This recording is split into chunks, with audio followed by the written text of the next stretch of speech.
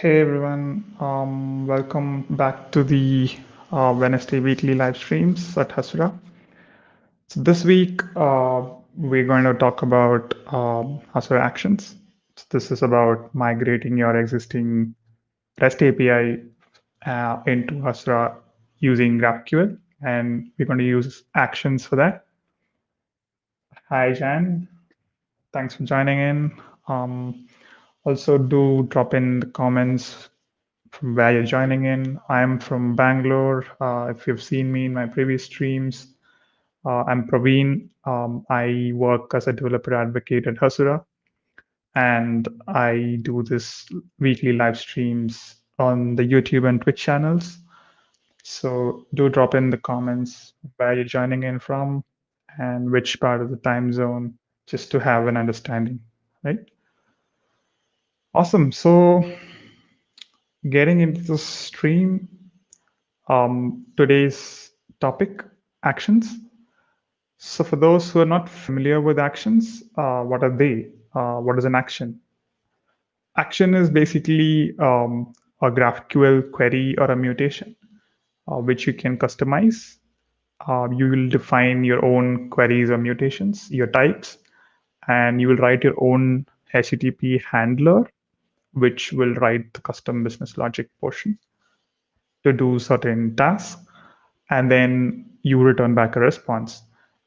And what Hasura does is basically take that response, send it back to the client, but expose a GraphQL layer on top of your HTTP handler. And this is possible because you're writing a schema, a GraphQL type, and then you're mapping it to a HTTP handler. Cool. So how do you create an action? In the Hasura console, if you've seen the Actions tab, you have this definition that you declare, which is either a query or a mutation. And then you have the types that you declare for either the input arguments or the output arguments, right? Um, so finally, how do you create a handler? So you have declared the types that are required for the action. Now, how do you create a handler? This is just totally dependent on your language or framework of your choice.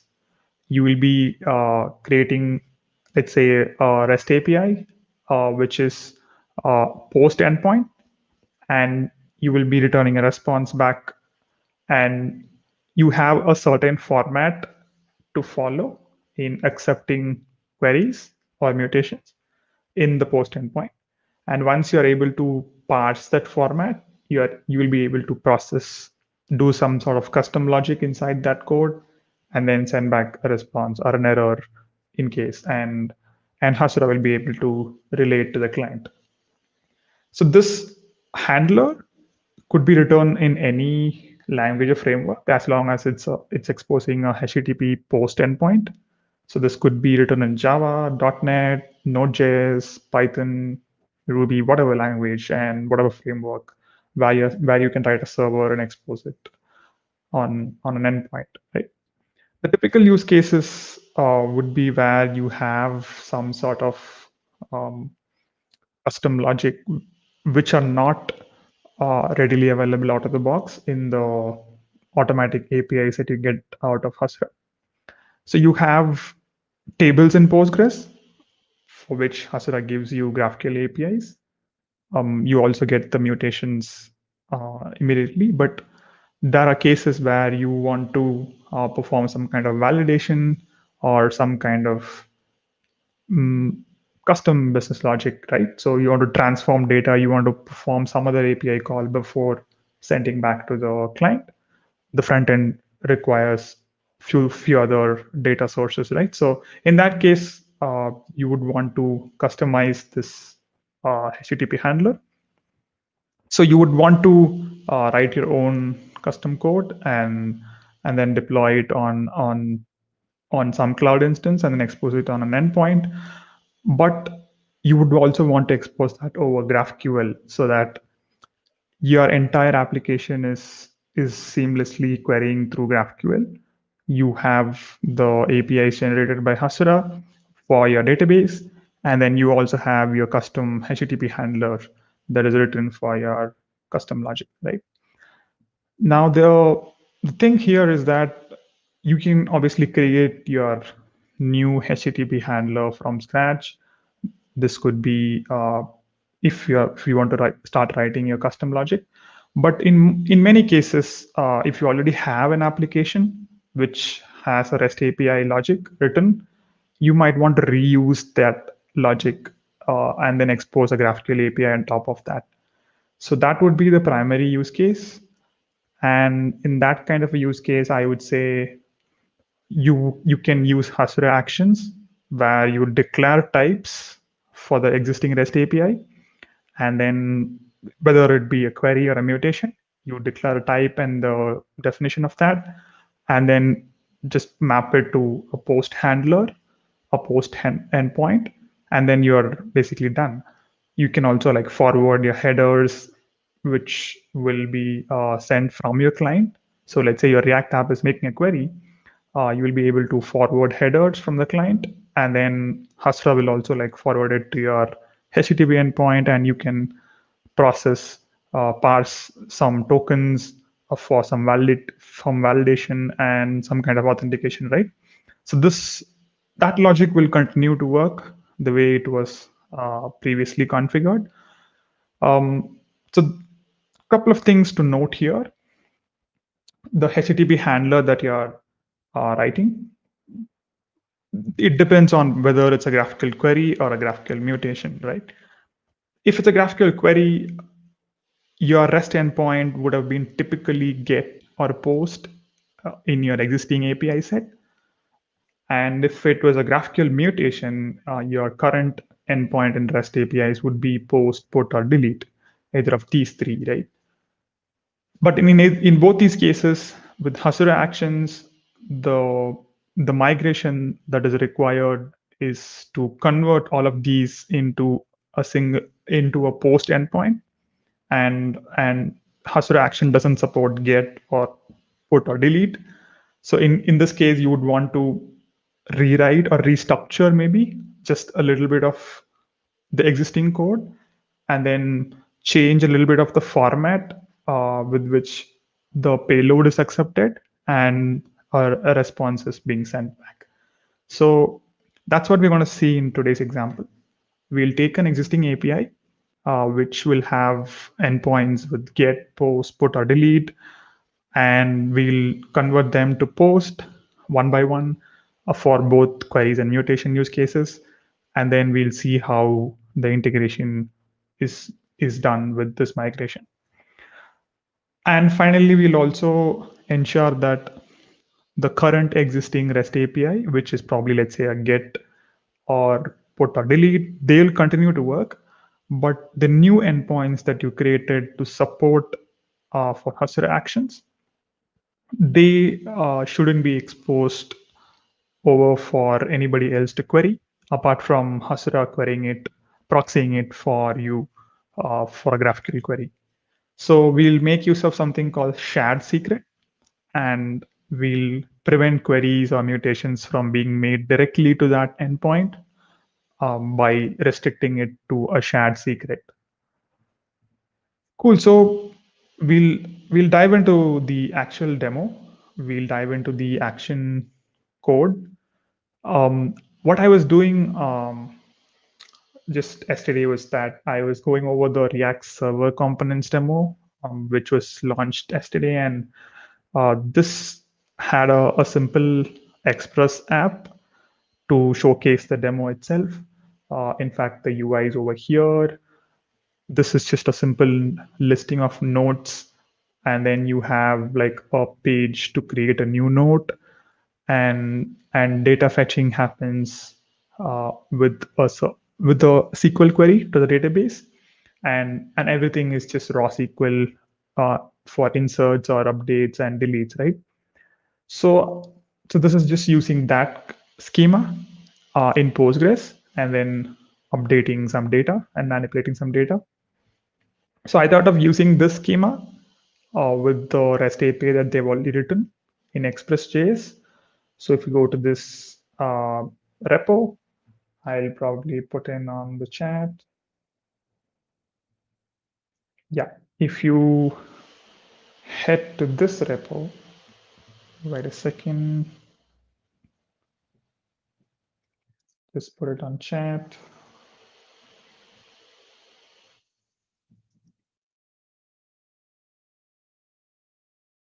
Yeah. So this repo has a server which is written in Express.js, and it has a bunch of routes. It has a slash route to render the HTML itself, and it also has slash notes, which is a post endpoint for inserting into the notes table, and it has a put for doing an update SQL statement, and it has a delete, obviously to delete from the database, and it has a couple of get requests to fetch nodes. One is to fetch all the nodes, one is to fetch nodes based on an ID, and and this looks pretty standard, right? In a REST API scenario, this looks like I have get method for fetching data. I have delete and put for manipulating data. Post also in certain cases where you are sending in some data. So, so this looks like a standard REST API scenario, and this is a good use case to start migrating to GraphQL, where we'll reuse the same code that has already been written. The logic is not going to be changed. We don't want to rewrite a REST API to GraphQL from scratch. We want to reuse as much as possible. So we'll continue to use the logic that has been written already, and we'll see what it needs to be done in terms of the migration to Hasura action so that this operations are possible through GraphQL. So you would want to expose a GraphQL query to fetch nodes, by an ID. So you'll have a couple of queries, and you will have mutations to update a node and delete a node, right? So that's primarily what the four actions look like. And in my Hasura instance, so I'm running a Hasura instance on my local machine, which exposes these three tables over GraphQL.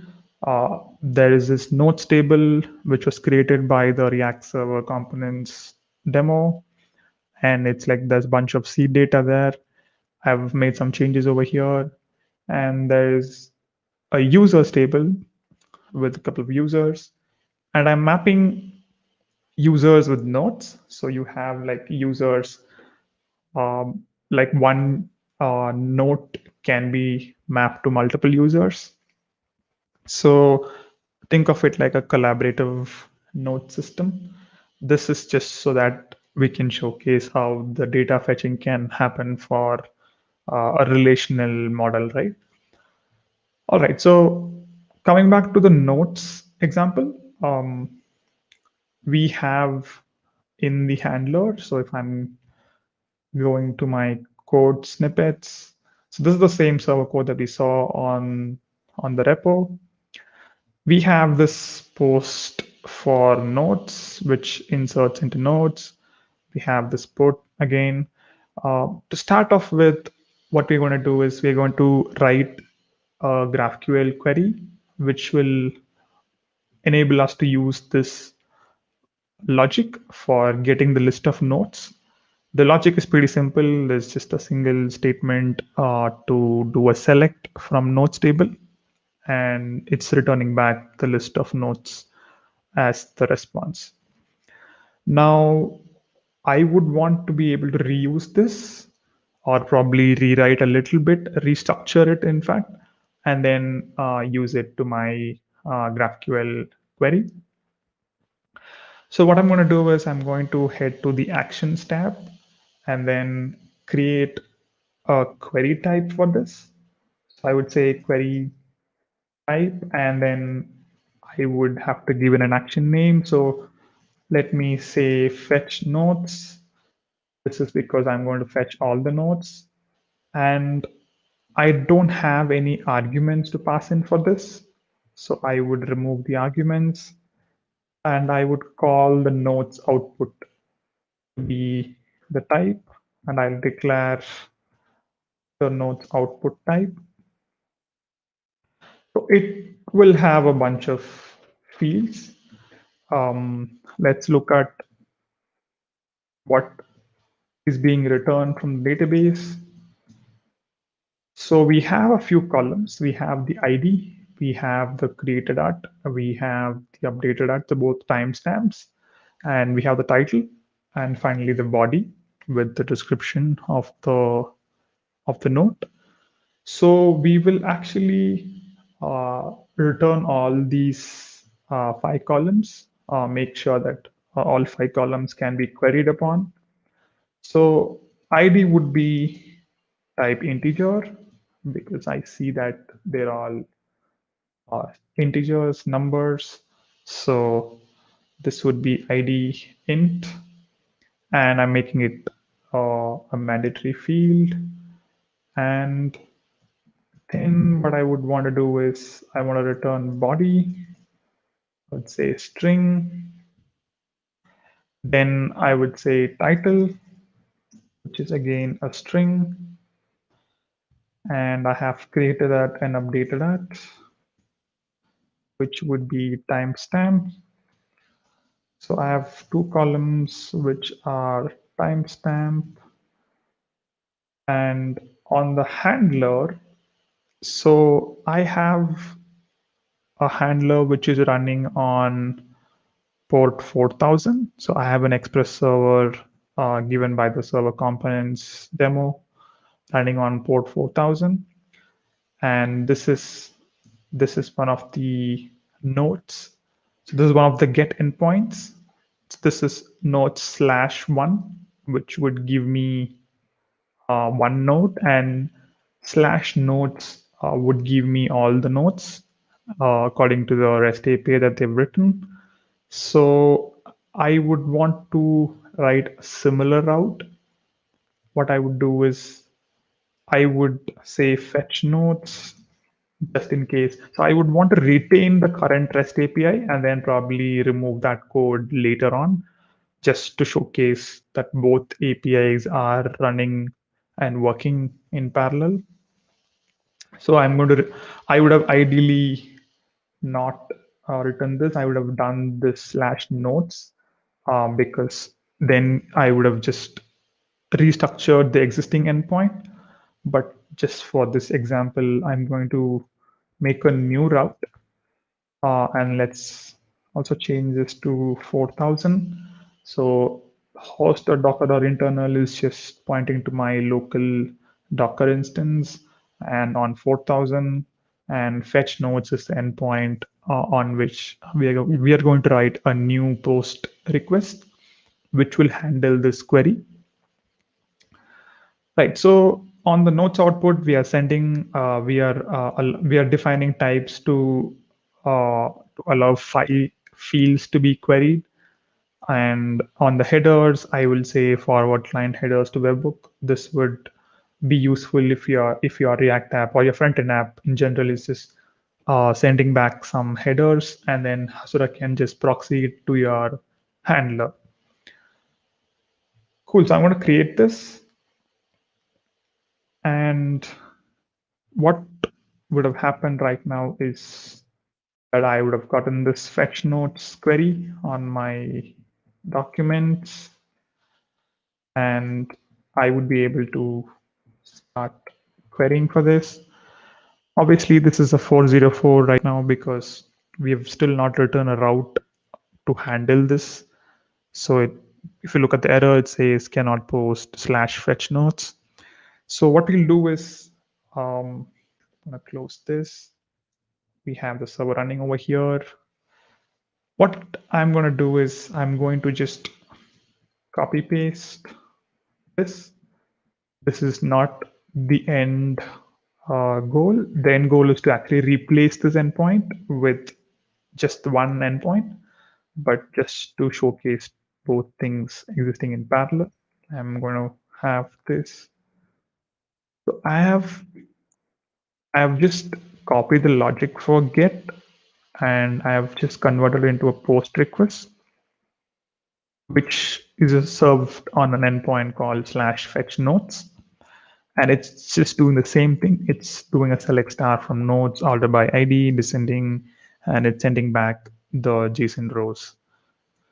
Cool. So I have now saved this. So this should have ideally now worked. Yeah. So we can see that we're getting our error response because the response type is unexpected. It says expecting object for action, but got array. It makes sense because if I go to my action definition, I have defined an object output, but the the nodes, the rows that are being sent over here is an array. So I obviously have to change this to return an array of objects, which would be array of nodes here, the fields for the nodes. So I'm going to save this again, and I'm going to head to graphical, make the query, and you can see that I have gotten the response from the server, and basically all of this data is coming from the new endpoint that we have written. Technically, we've just copy pasted the get endpoint, and then the only thing we've done is actually just convert it into post. This obviously is a very naive example, and ideally I would have just not copy pasted. I would have just changed this to app.post. That would have been the final goal for us, removing off the existing endpoints and then converting them to GraphQL. But if you want to have both the current API and the new GraphQL API coexisting, you can do a little bit of sharing of code. Right. So I would uh, just comment this out for now, or in fact, I can just have this up.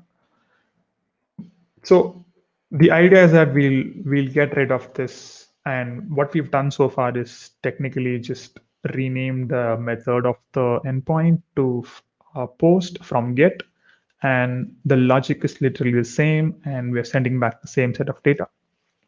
But this time, this is exposed over GraphQL, and this is all possible because we've defined a GraphQL query definition with the types, and that's all. And then we've mapped it to a HTTP handler, and we've written the handler, which is, in fact, we've not written the handler, we've just remapped it to an existing handler by changing some endpoint. So, so that's the newest example of converting an existing GET API to a GraphQL query. So the query thing works. I'm going to check the comments meanwhile. Hi, Enrique, Mexico. That's pretty cool. Right. So I have this fetch nodes query done. Now my second example would be to fetch node by an ID. So if I go back to this endpoint, I can give a query parameter, which is not even a query parameter, it's a dynamic note ID, which would just filter out the note ID from the database and then give back an object instead of an array of notes. So this is basically fetch a note by ID. I have to look at the code for the existing Get API.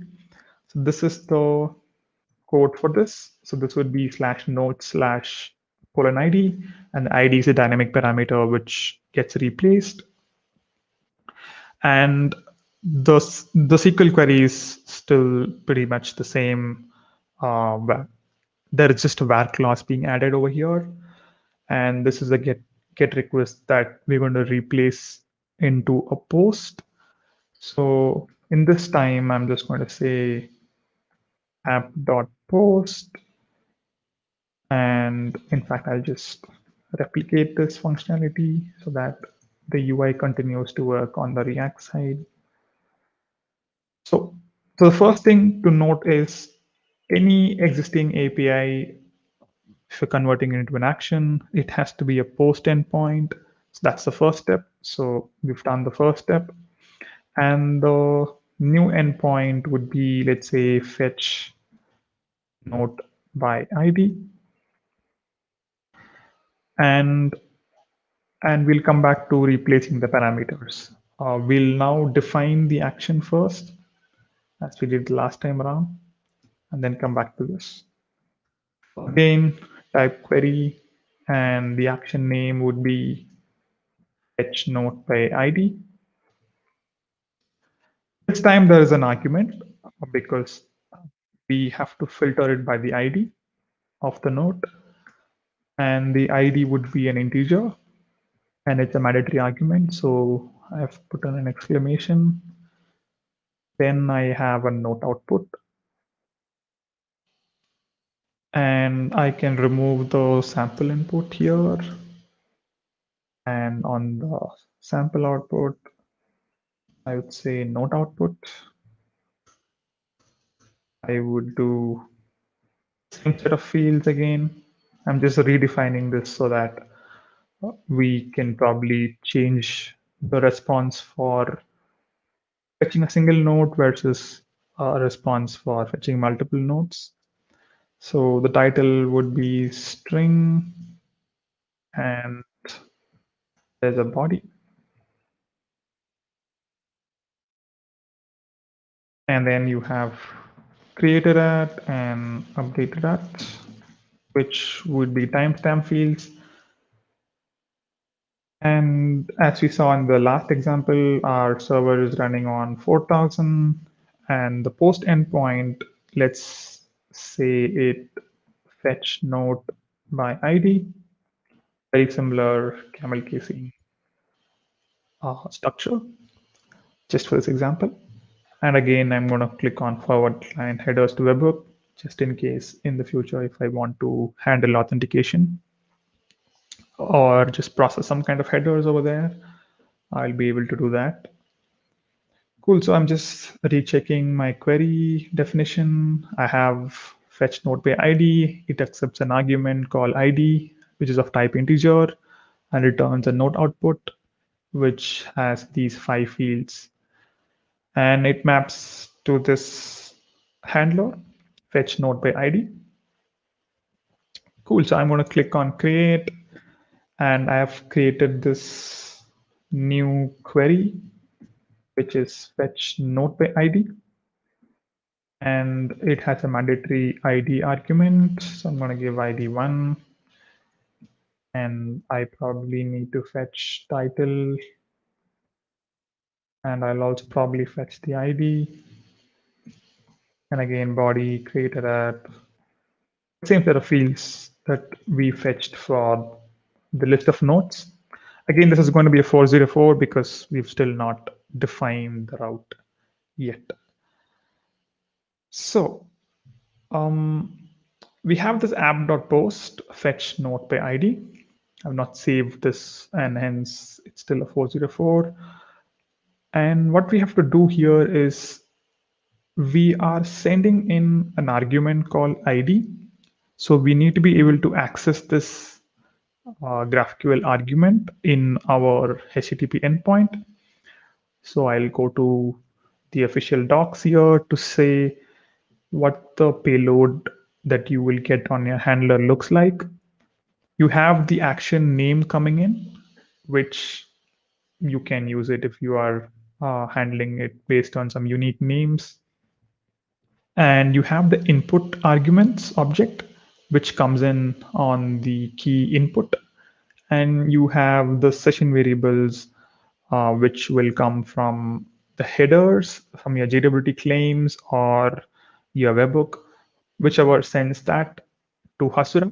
Hasura will basically process that and then send these values in this neat object for you to process the user ID, the role, and any other accessor claims that you sent. So this will be part of the session variables object. But in this example, we are concentrating on the input argument. So in this code, the thing is that I would get spec.body, which is entirely what this object is. So this is the post request that Hasura sends to your handler, and and the body will have input, which would have the arguments that were declared in the query. So in our example, the argument is the ID column, and I'm sending the value 1. So I need this ID column value to be passed over here.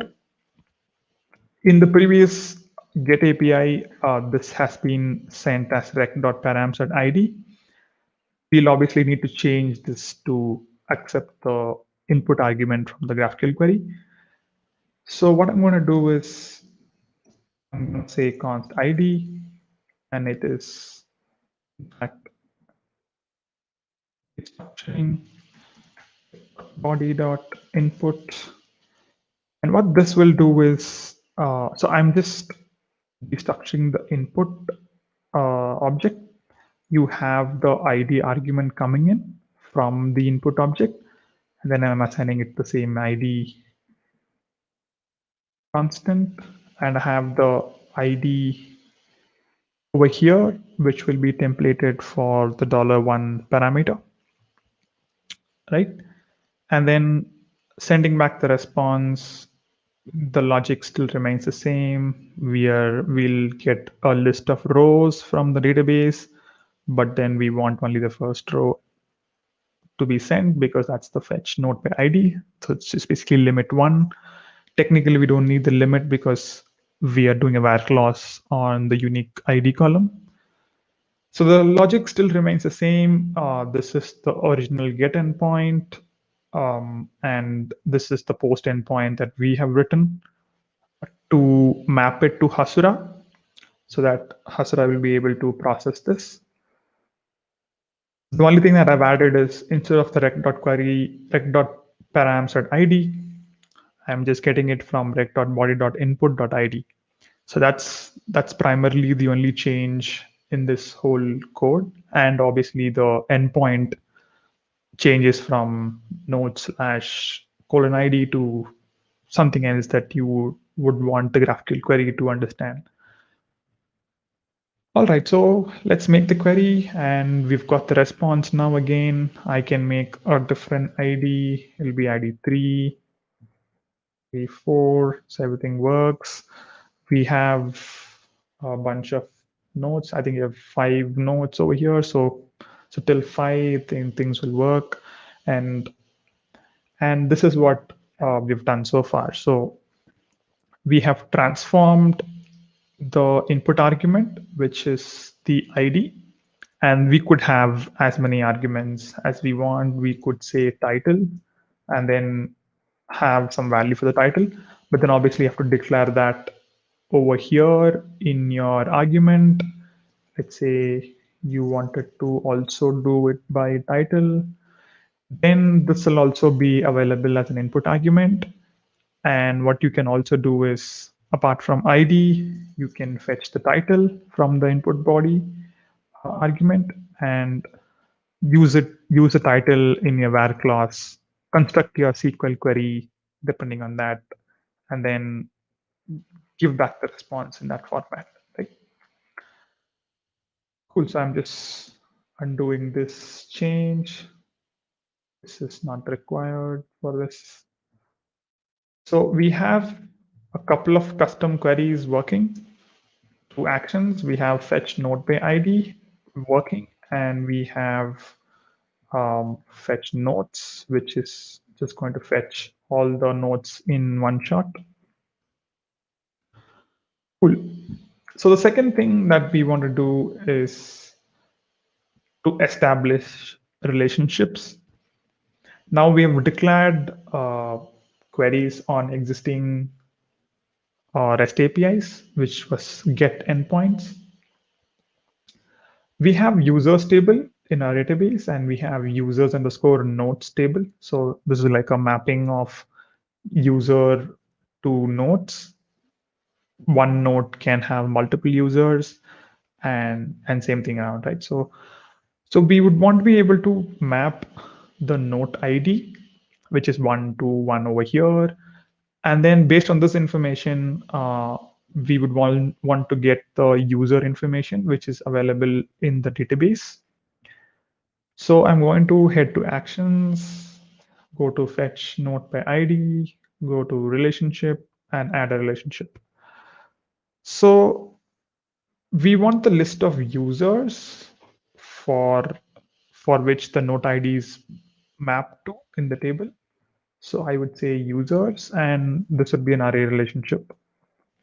And from the public schema, I want the user nodes and the node ID. So this is the fields that we have declared for the action, and ID is the field that we want to map it to the node ID of the table. And I'll click on save. And we have just done a relationship here. And what that will let us do is, if we do the query again, ID1 and ID title, created, body, I would have this nested object available, which would give me access to the user details.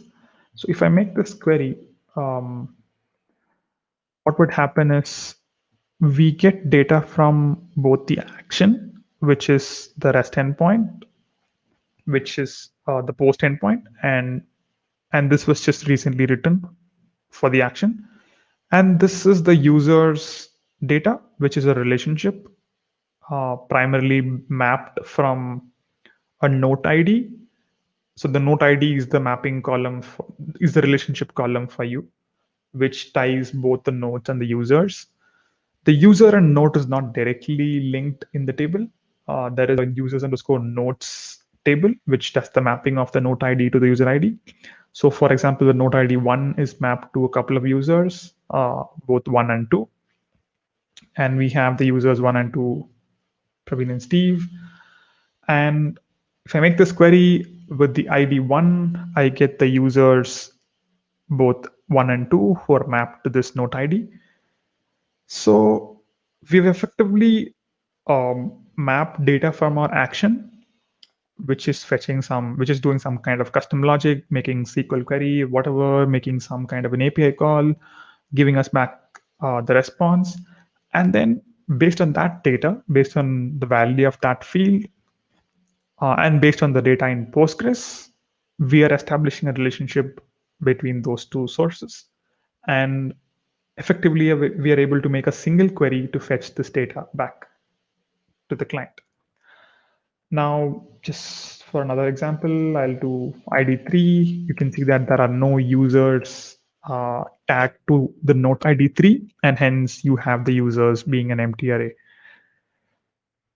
Awesome. So now we've seen what the relationship looks like. Now so we've seen both queries to fetch all the nodes and fetch one node by ID.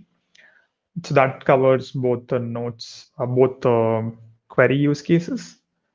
Now we'll create a new action which will let us do a mutation, which is basically to create a node, update a node, and delete a node. And we have the corresponding REST API is already written for that. Let's look at the code over here. We have the delete, obviously for deleting the node, the put for doing an update. So in GraphQL terminology, either update or a delete or an insert, they all become a mutation. So your put, your delete, and your post, which is doing some manipulation, will become a mutation.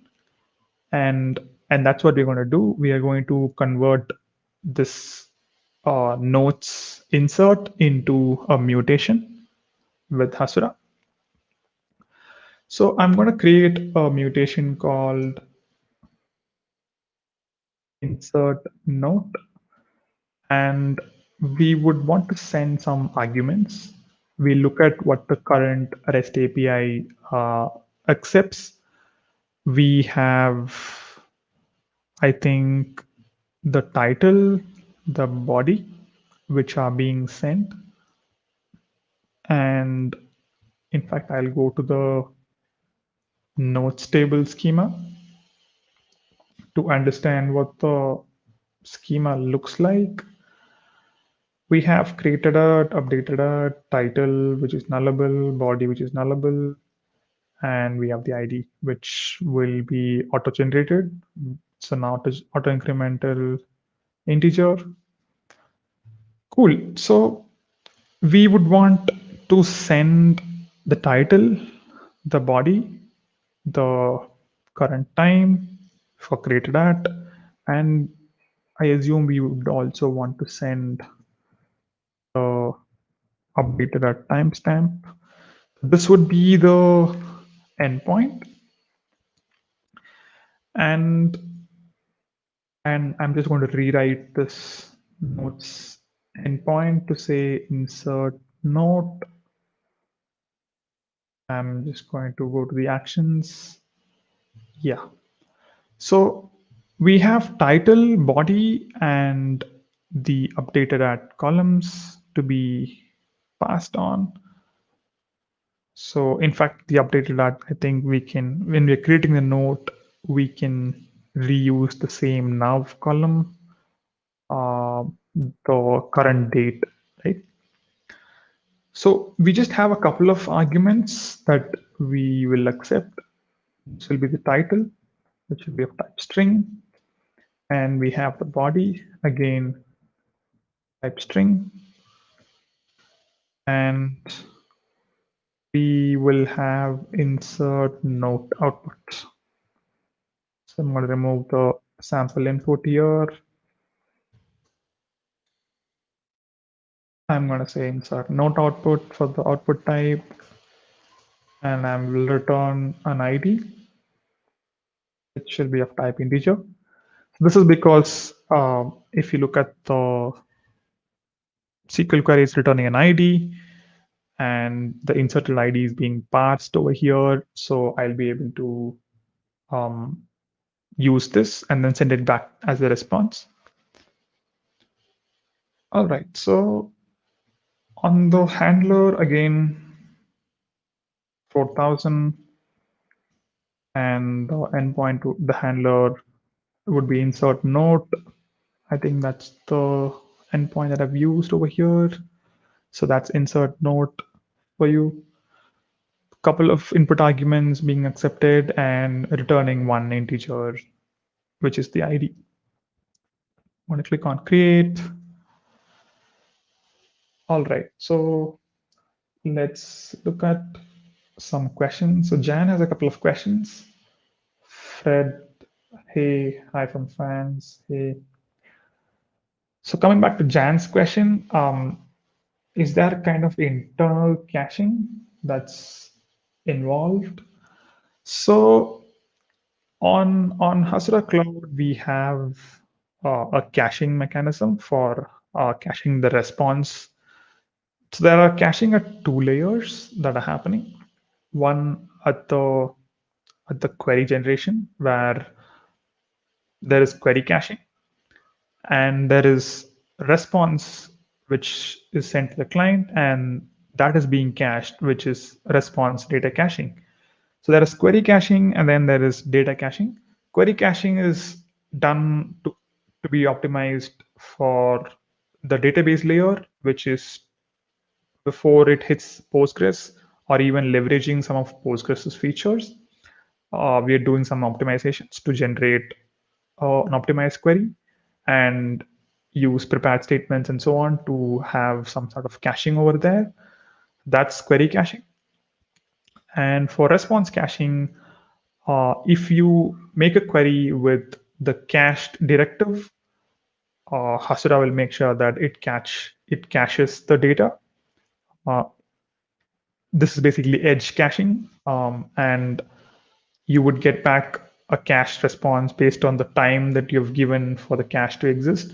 So based on the TTL and how long, let's say you want the cache to be valid for like a few minutes, depending on the configuration you've specified, um, you will be able to cache that data and then send back the response. So that is possible with Hasura Cloud, and you can look at the cache directive for that.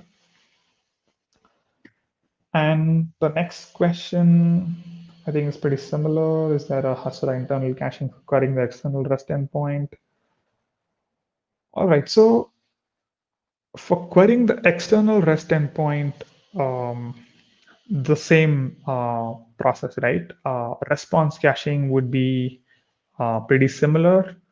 Uh, but what you do inside your REST API endpoint for optimizations, that is totally on you, your control. If you're making multiple API calls over here, then obviously you will have to optimize the way that data fetching happens. So that is still on the custom logic side to be written. Cool. So going back to the mutation, in fact, the action that we wrote, this is the insert note action. Obviously, the mutation for this would have been created, which accepts title. I would say new title from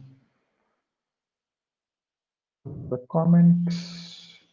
Bruno, hello from Basil. Hi Bruno. Nice to have you here on the stream. And let's see, new title from Bruno then. And so I have a body to be sent, note body, and I'll get back the ID from the database. So there's title and body as input arguments, and you get back the ID. Obviously, again, we've not completed the HTTP endpoint, so we're getting an error. So let's go back and fix this endpoint. We have to now parse the request body. As we saw in the previous request for get endpoint, we have to parse the title and body, which would come from the input object. So the request body is having three top level keys, which would be the action name, the input, and session variables. We are focusing on the input arguments for this particular example. So I have passed the title and the body from the request body input argument. And I'm just going to replace this with title and body. And the other two would be timestamps, which are just generated over here. And the inserted ID will come back from the SQL response, which should be rows of ID. And we're doing some sort of writing file method, which is modifying a markdown file with the right content. So if we are inserting a new to-do, a new note, in fact, it will create a new markdown file with the body. And obviously, instead of rect.body.body, it should be rect.body.input.body, or just use body that we've declared above over here. So that's the writing file custom logic that's taken care now. Finally, instead of doing the send response, which is doing some sort of React magic over there, what we'll do is we would want to do test.send, and we would want to send the ID back as the response. And for ID, it would be the inserted ID, which we found over here. That's what we're going to send. And this is assumed to be a successful response. If there is an error, obviously we'll handle it slightly differently. But let's look at this particular use case. And we see that there is, all right, so we have passed in an extra argument over here, so we can skip that. And yeah, I think the server has been restarting. So yeah, so finally this is working. We've created a new note with the ID 6. So in fact, if you go to the data tab, go to the notes, we can see the new note from Bruno. There's a note body in the body. Timestamps getting generated from the server. Awesome. So we've created the new note using a mutation. We've also have created the markdown file from the same logic that was written. So we've just rewritten the post endpoint to insert a note with slight restructuring of the API. So if you looked at both the get and post right now, in both the cases, the restructuring of your API is primarily on the API endpoint name and the way the request body is being accessed. Previously, you would have accessed the request body directly because that's how your parameters would have been sent, the payload would have been sent. But now with Hasura, there's an intermediary layer, and since Hasura is sending your input arguments on the input object, you would want to like process that in that format, right? So there's a slight change in the way the payload is being processed, and that is the only change. So you would typically write a statement like this, which would accept input arguments from the request body, and then you would use the variables wherever that you've used in your previous API. And sending back the response, obviously this depends on what type you've declared. Typically, this also shouldn't change too much depending on what you've declared in your previous REST API and the types that you've declared for the current one. In our example, we declared the action to return the ID once the response comes in. So that's what we've done over here. This could be anything depending on your use case. Inserting a new note would typically send us the ID back, which is an auto-incrementing integer. So the client would want an ID. So that's what we're returning here. So this is working. So we've converted an existing post endpoint to create a note, which was in REST into GraphQL. By barely rewriting any code, we've just restructured a couple of lines over here, change the variables, change the way the payload is being accepted, and then mapped it with the action. And there you go. You have a mutation which you can now start calling in from your front end. Awesome. So we have the mutation covered now. So the process will be very similar for your put endpoint now and your delete endpoint, and that's it. So both of these will become their own mutations. Um, I'm assuming this, let's say this put will become post, and instead of this being node/id, this would be update node by ID, something like this. And you would want to update the now, the updated ID is fine. The updated ID might actually come from spec.body.input dot ID. So that's one change, and then obviously instead of doing a rect.body dot direct access to the body arguments, we would do rect.body dot input dot whatever value. And again over here, this would be input dot body. And instead of sending back the raw response, we would do res.send. We would probably even send back success, say true, because we're just making a mutation to update some data. We just want to know if it's a successful mutation. Cool. So just looking at the comments, Bruno says he works at Dollar and we use Hasura. Awesome. Awesome to hear that. Do let me know if you have any queries around actions and if you have any trouble migrating REST APIs to GraphQL. Would be happy to help around on this.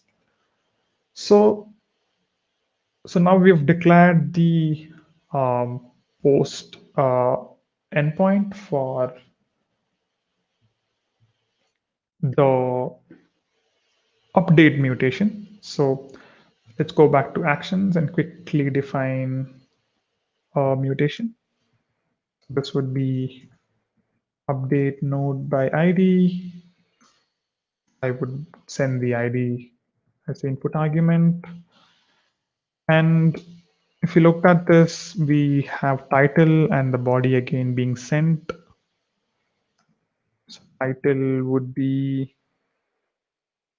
type string and body would be type string again. And update note output would be the type name. I just like to have the operation name in the type, which is slightly not the convention because you might want to reuse this type for something else. And this might not be a great naming structure, but I'm just using it for this particular example. So I'm returning a success Boolean for the update node output because that's what we're doing over here, which is to send back a success Boolean, which is either true or false. And on the endpoint side, I would say update node by ID. And click on forward client headers. It's fine. Just rechecking the input arguments. Everything looks fine. I click on create. And this time around, I should be able to make the update node by ID. Let's update the ID 6, which was just recently created. And we have the title note from, say we change the name from Bruno and the previous user, and the body is testing update mutation. So we need the success field from the server, and looks like the mutation went through, and I assume the data would have changed as well. So let's head to the data tab and quickly check the data, and we can see that the node title has been changed. The good thing is that this would have changed the markdown file as well, ideally, and that's what it has done. So it has done testing update mutation. So everything's working. So I've just after showcasing the post endpoint on the previous one, the change to put was pretty quick. Delete would be very quick if I had to do this, but I'm going to stop there and show you permissions so that before we wrap up, we look at how to restrict querying based on the authorization rules. Looking back at the comments again, we don't have any new questions. So That's great. So I'm going to query notes and say ID title and body. You can see that this is obviously fetching all the nodes, but I would want to restrict the node fetching and the user data fetching based on some permissions. Right now it's open. Right now I don't have any permission set. So I'm going to click on this role, enter a new role name. And so this is for the nodes table. So I'll go to actions, go to fetch nodes, declare a new permission. It will be a role user, and then allow this user role to perform.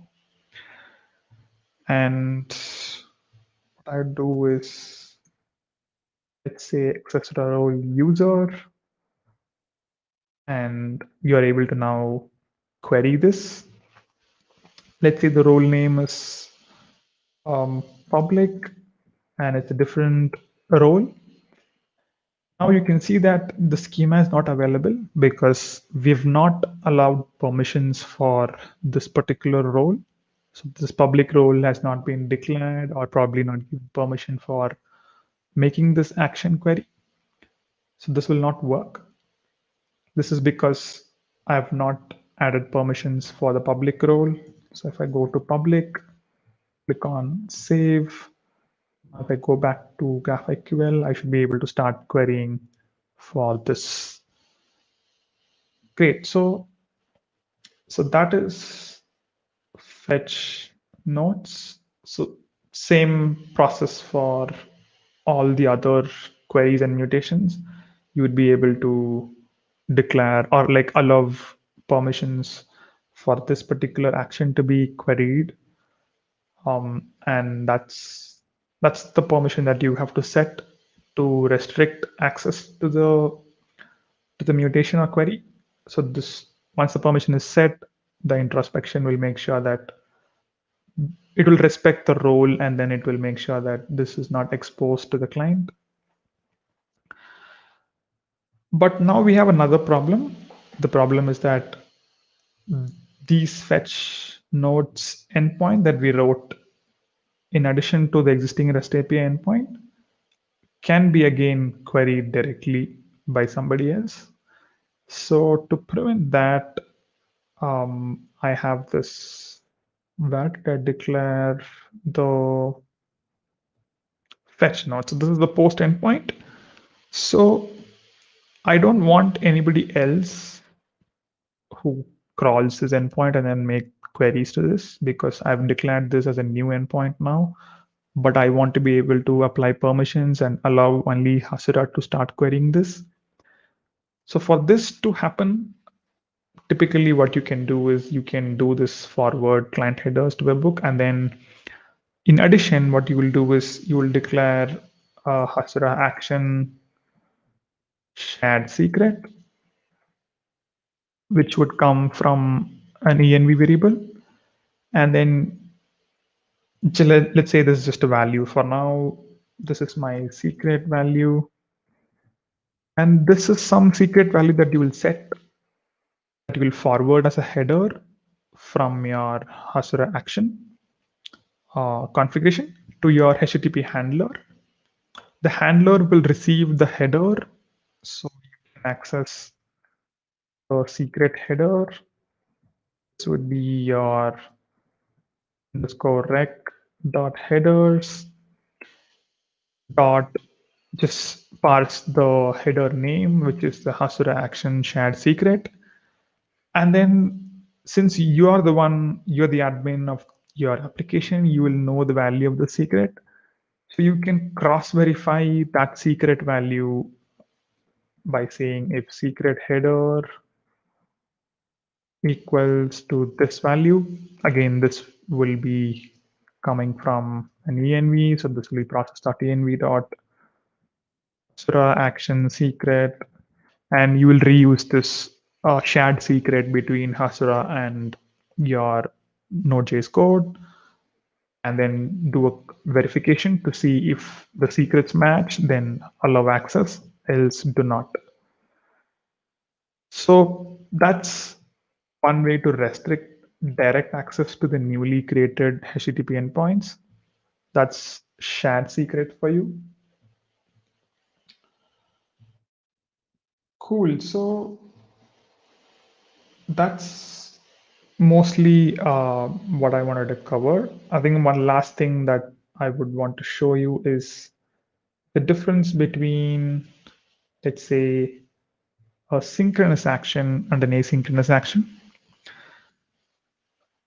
The typical use case for migrating an existing REST API into a asynchronous action is when your existing API is going to take a lot of time to process and send back a response. Typically, if your API is doing some sort of external API which is taking a lot of time, which is going to take like few seconds, and your client shouldn't be blocked on that, you would want to do that as an asynchronous action. What that means is that as soon as you make it an asynchronous action, Hasura will immediately send back an action ID, and using that action ID, you will be able to start subscribing to the action, and then you will be able to get a response back whenever your action sends back the response, right? So that's typically what you will do with asynchronous. But in most cases, I think you would, if you don't want a blocking request, you would do asynchronous. But a typical example of send a request, get back a response immediately, in most cases, you would use a synchronous request, synchronous type of action, and that will solve for like 90% of use cases. Asynchronous is when you would want to have a delayed processing in your server side, allow your server to process it on its own. And then after a few seconds or maybe even a minute, depending on how complex the task is on your custom code, you can have the subscription to be listened on the client and then perform some actions, right? So that's mostly asynchronous actions. And that's what I wanted to show you as the last bit for the stream. Awesome. So I think that's mostly it from my side for today.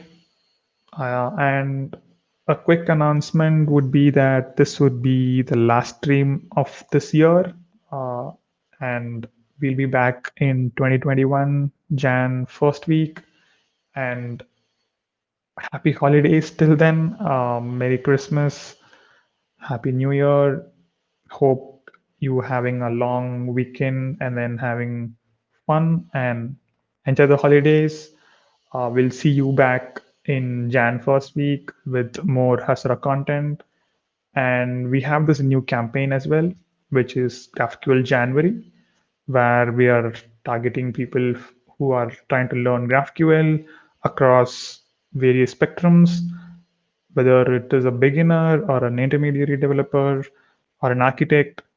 You would want to join us on this campaign, and then we're having a bunch of content coming up in blog posts. We have live streams scheduled, so that'll be pretty exciting for you to learn GraphQL if you have not already. And you'll also have some kind of advanced content coming in, right? So that's plenty of new stuff to look forward to in January. And I hope to see you back in January with with all the enthusiasm that you have shown this year. Awesome. So that's it from my side for today. See you back in January. Thanks for joining in. Happy holidays. Bye bye.